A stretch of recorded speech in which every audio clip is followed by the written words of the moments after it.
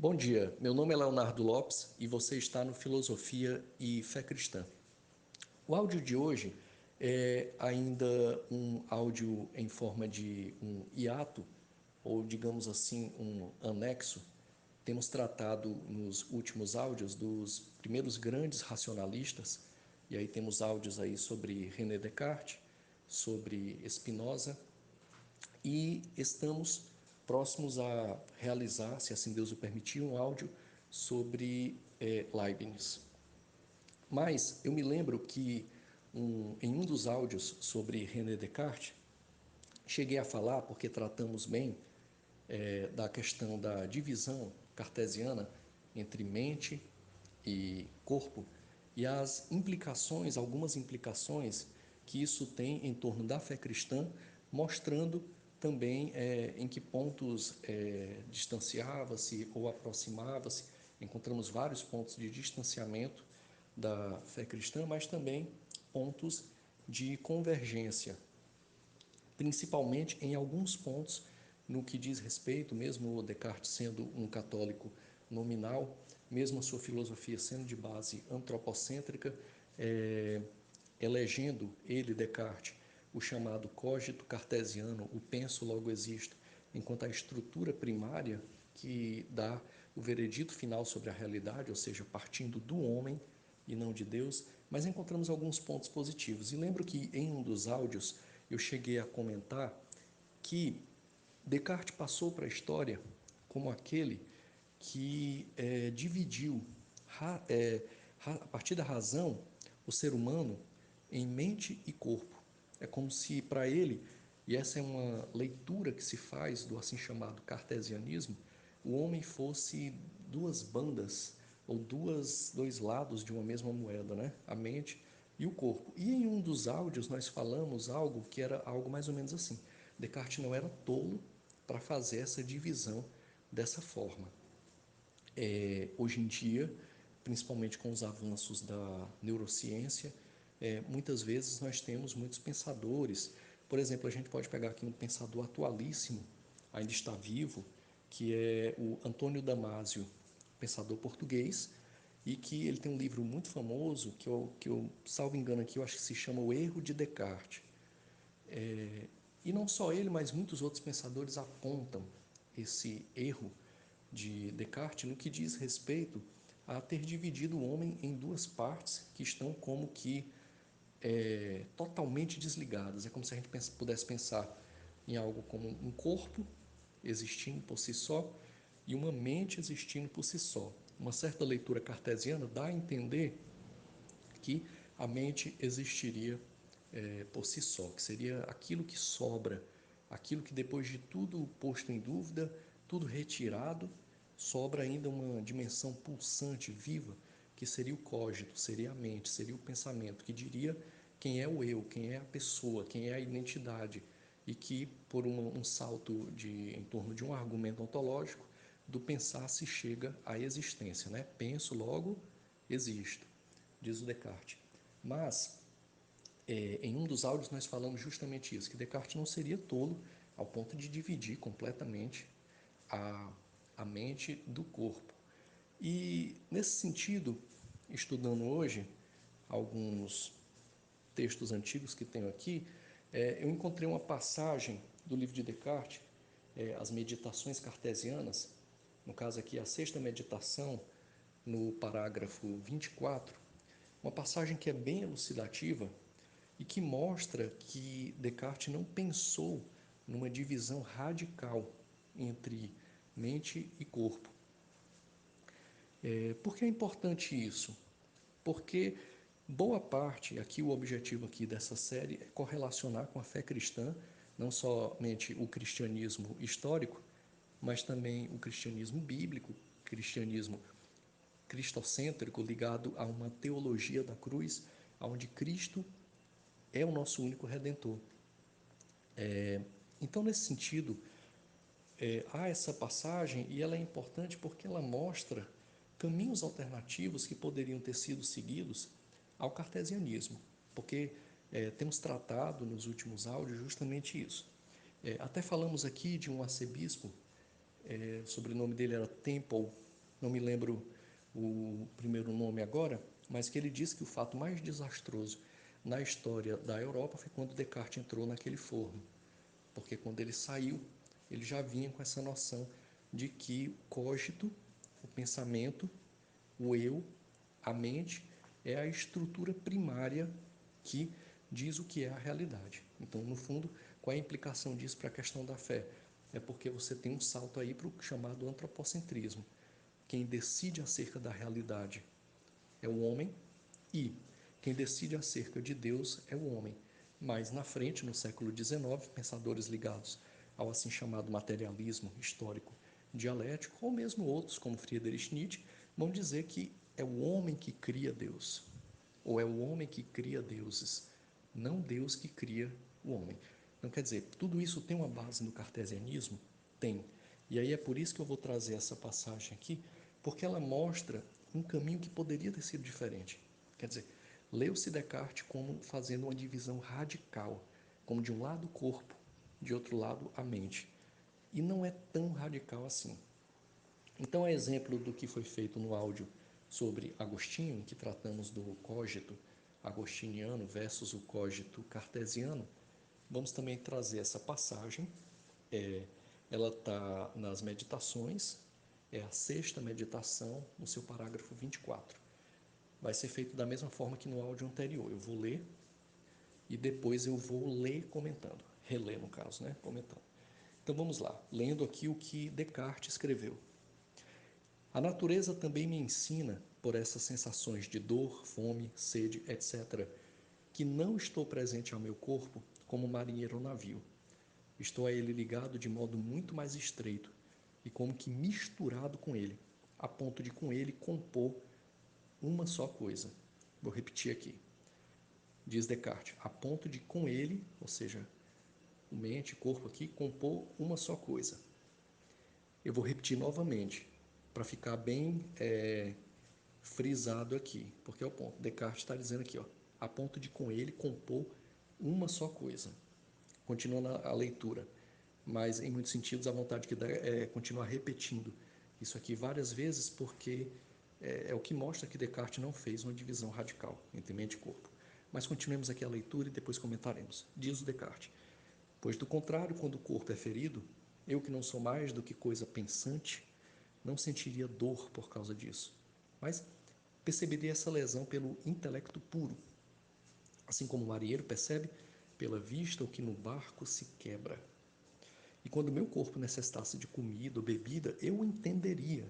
Expressamente não teria as confusas sensações de fome e de sede que tenho, pois essas sensações de sede, fome, dor, etc., não são mais do que modos de pensamento confusos, resultantes da união e como que mistura, repetir aqui de novo, e como que mistura, e vou repetir por uma última vez, e como que mistura da mente com o corpo. É isso, esse é o texto do Descartes. Eu fiz questão de repetir algumas vezes, até mesmo mais do que necessário, mas se fosse o caso, talvez até fosse bom repetir mais vezes, porque são passagens que mostram o quanto ele não acreditava numa divisão radical. Então, nesse sentido, agora vamos reler o texto, fazendo aqui comentários. Então, relendo o texto, diz o Descartes. E aí vamos relendo e fazendo os comentários. Descartes diz assim, relendo aqui o texto, a natureza também me ensina por essas sensações de dor, fome, sede, etc., que não estou presente ao meu corpo como marinheiro ao navio. O que é um marinheiro ao navio? Vamos tentar identificar aqui. O que seria essa figura do marinheiro no navio? O marinheiro no navio seria um sujeito que está dentro do navio e quando o navio sofre alguma lesão, quando, por exemplo, uma parte do navio se quebra, o marinheiro vê, percebe isso, mas ele não sente nenhuma dor. É mais ou menos o que o Descartes está querendo dizer aqui. Ele está querendo dizer assim, se eu, Descartes, tivesse dito que a mente é completamente separada do corpo, ela seria como esse marinheiro. Quando o meu corpo, por exemplo, sofresse um ferimento, um corte, por exemplo, a minha mente, que seria como esse marinheiro no navio, iria ver que houve o corte, mas não iria sentir. E o Descartes tinha a noção clara de que não é só o corpo que está sentindo. Quando a gente sente uma dor de dentes, por exemplo, ninguém pode dizer assim, essa dor de dente é do meu corpo, a minha mente não está sentindo. É claro que a mente está sentindo, porque qual seria, quem já sentiu aqui uma dor de dente sabe disso, qual seria a estratégia se fosse assim? Se eu sentisse uma dor de dente, eu ia dizer, bom, essa dor de dente, ela é do meu corpo, não é da minha mente. Então eu vou me refugiar na minha mente, vou começar a pensar só na minha mente e a dor vai ficar lá no corpo até se curar e eu não vou sentir nada porque eu vou ficar aqui na minha mente. É claro que não é assim. A gente sente uma dor, a gente não consegue nem pensar. Tem um texto do Agostinho, no Solilóquios, que ele fala muito brevemente, acho que é no livro 1, agora não vou lembrar aqui parágrafo nem nada, mas acho que no livro 1, Solilóquios são 2 livros, em que ele fala isso, de uma dor de dente que ele sentiu que ele não conseguia nem pensar, né? Porque está imbrincado, está ligado. E o Descartes tinha essa noção. Mas vamos continuar comentando o texto aqui. Descartes diz: estou a ele ligado de modo muito mais estreito e como que misturado com ele a ponto de compor uma só coisa. É uma passagem muito interessante, eu repeti 3 vezes aqui essa passagem. Se fosse o caso, haveria de se repetir umas 100 vezes aqui. Compor uma só coisa, ou seja, a mente e o corpo estão ligados como que a compor uma só coisa. Continua Descartes, pois do contrário, quando o corpo é ferido, eu que não sou mais do que coisa pensante, não sentiria dor por causa disso, mas perceberia essa lesão pelo intelecto puro, assim como o marinheiro percebe pela vista o que no barco se quebra. Já fizemos aqui o comentário em torno disso, né? Sentisse uma dor de dente, se fosse somente percebida pelo intelecto puro, bastaria que eu me refugiasse no meu intelecto, o corpo ficava lá sentindo a dor e eu ficava lá, como o pessoal diz na linguagem popular, ficava de boas lá no meu intelecto e o corpo ficaria, então, sentindo a dor. Mas não é assim, o Descartes tem uma plena noção. Por isso que em áudios anteriores a gente disse, Descartes não é tolo, né? E em muitos sentidos, quem fez esse tipo de leitura do Descartes foi tolo, embora essa leitura depois ela ganha força e ajuda a criar inclusive outros tipos de filosofia. Mas vamos continuar. E quando meu corpo necessitasse de comida, bebida, eu entenderia expressamente e não teria as confusas sensações de fome e de sede que tenho. Aqui uma outra questão, é como se o Descartes estivesse dizendo assim, se eu, comentadores, como se estivesse falando para os comentadores do futuro, né?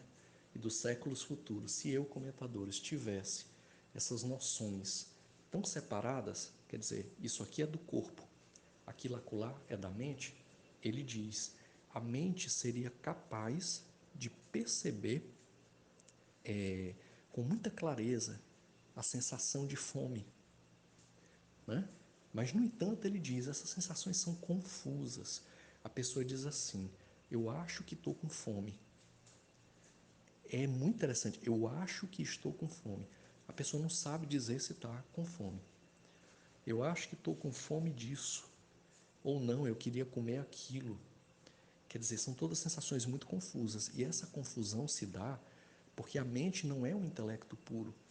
Ela está como que arraigada, compondo como só uma coisa. É claro que Descartes vê essas duas substâncias, a mente e o corpo. É claro que ele compôs essa unidade que vai ser tão problemática, e tão problemática no sentido da fé cristã, no sentido de que a partir do cogito, a partir do eu penso, você tem um caminho em que o homem passa a compor a própria realidade. A realidade não parte mais de Deus, não parte mais das Escrituras, não parte mais da fé, não parte mais de Cristo Jesus, não parte mais do testemunho cristão, mas vai partir a partir do cogito cartesiano ou de como as pessoas entenderam esse cogito cartesiano a partir do homem. Quer dizer, se Deus existe, mas é porque o homem está falando sobre ele. E a gente sabe que não é assim. Deus é que se revela ao homem. Deus é que vem ao homem Deus é que a partir da sua palavra se revela nos profetas, em Cristo, nos apóstolos. Talvez fosse necessário que Descartes tivesse escrito um pouco mais, já prevendo que iriam fazer confusão com o que ele escreveu, para ser mais claro, para dizer, mente e corpo não estão separadas como um marinheiro estando em um navio. E aí, nesse sentido, ele diz assim, continua assim, ó, pois essas sensações de sede, fome, dor, etc., não são mais do que modos de pensamento confusos, resultantes da união, aqui é a palavra que ele usa, união, e como que mistura, a palavra que eu repeti também 2 vezes, talvez fosse necessário repetir umas 100 vezes, e como que mistura da mente com o corpo, ou seja, ele sabe que a mente está misturada com o corpo. Por que que é importante, em termos, esse é o objetivo do canal, a questão da fé cristã, por que que é importante tratar a mente enquanto algo que está junto ao corpo? Porque é isso que a palavra nos diz. Quer dizer, a palavra de Deus nos diz, no Antigo Testamento, que nós somos, enquanto coração, enquanto uma estrutura, que é o coração, em que se voltando para Deus com todo o coração, ou seja, com toda a totalidade. E aí você se volta a Deus com o seu corpo, você se volta a Deus com a sua mente. Por exemplo, a gente observa muito isso em cultos, por exemplo, pentecostais, ou em cultos neopentecostais também, mas sobremodo em cultos pentecostais. O fiel se volta com todo o corpo, na forma de levantar os braços, no louvor, muitas vezes no choro, na forma como declara a sua dependência a Deus. A expressão clássica do Antigo Testamento, louvar a Deus rosto em terra. Ou quando no Antigo Testamento havia muitas passagens em que em situações de crise, situações de conflito, rasgava-se a camisa, não é? Quer dizer, o corpo e a mente estão agindo ali em unidade. E é por isso que é importante ter esse entendimento, porque a ressurreição dos mortos, ela ocorre em corpo. Obviamente um corpo transformado, como diz Paulo, do corruptível ao incorruptível, do perecível ao imperecível, do efêmero e temporal ao eterno. Mas ela ocorre integralmente. Então é importante essa passagem que elucida um pouco mais que René Descartes não via essa divisão radical entre mente e corpo. E esse foi o objetivo do áudio de hoje, mostrar que esse entendimento dessa divisão mente em corpo de Descartes deve ser revista a partir da sexta meditação no parágrafo 24. Ficamos por aqui hoje. Deus não está morto e muito menos na academia. E lugar da Bíblia é em todo lugar. E por que não também nas faculdades de humanas, principalmente nas de filosofia. Um fraterno abraço e que a paz de Cristo fique com todos.